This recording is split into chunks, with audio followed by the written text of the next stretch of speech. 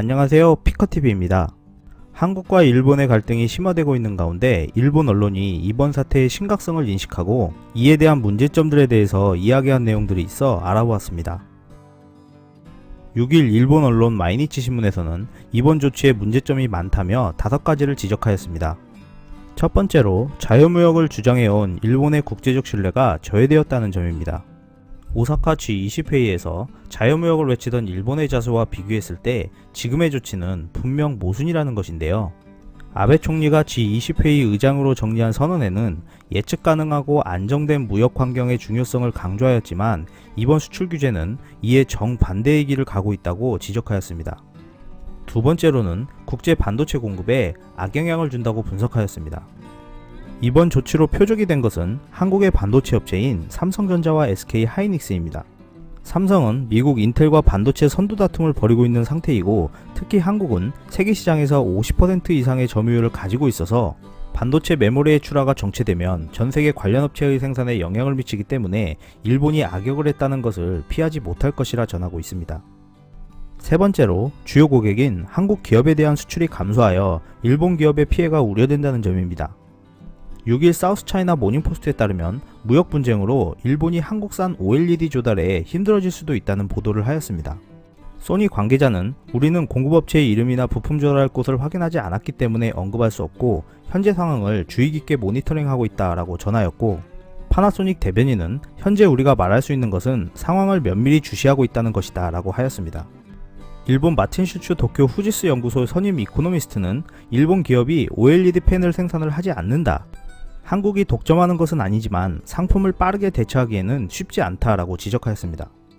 네 번째로 한국이 이번 조치에 대한 대안으로 물품 조달과 기술 개발을 진행하면 결과적으로 일본 기업의 국제 경쟁력은 저하될 것이라는 주장입니다. 일본 기업의 불화수소 연간 매출은 약 200억 엔으로 세계 시장 점유율이 70%인데 이 중 60%를 한국에 수출하고 있다는데요. 반도체 시장에서 한국 업체의 존재감을 감안하면 수출 감소 타격은 엄청날 것이라는 분석입니다. 또한 일본 기업의 매출 감소에만 그치지 않을 것이라는데요. 일본이 중국 히토류 수출 중단 이후 필사적으로 대안을 찾은 것처럼 한국 기업의 탈일본을 가속시켜 일본의 안정적이었던 수출 시장을 잃는 결과를 가져올 것이라 지적하였습니다. 그러면서 한국을 두려워해야 할 점은 한국인은 하나가 되어 돌진할 때의 속도감은 대단하기 때문에 맹렬한 기세로 추격해 올 것이라고 우려하였습니다. 게다가 삼성은 초대형 기업이기 때문에 여간에서는 쓰러지지 않을 것이라고 전하면서 영향은 제한적일 것이라 전하는 매체도 있었습니다. 다섯 번째, 한국은 일본 제품 의존도를 극복한 전례도 있다는 점을 들었습니다. 대표적인 품목 중 하나로 자동차 부품을 꼽았는데요. 동일본 대지진으로 일본 공장이 멈췄을 때 전 세계 자동차 생산에 차질이 있었습니다. 이때 한국 자동차 업계에는 큰 충격이었는데요. 이를 계기로 한국차는 다양한 부품 조달처를 확보하여 신속히 해결하였습니다. 이 때문에 한국의 대일 적자는 2011년부터 급속히 줄어들기 시작해 2014년경에는 대일 흑자로 전환되었다고 전하였습니다. 이러한 우려로 최근 일본 여러 언론들 또한 비판 사설을 쏟아내며 아베 보복 조치 철회를 요구하고 있는 상황인데요. 언론 및 여론들로 인해 지지율 상승을 기대했던 아베는 역으로 2% 지지율 하락이라는 결과를 맞이한 상황입니다.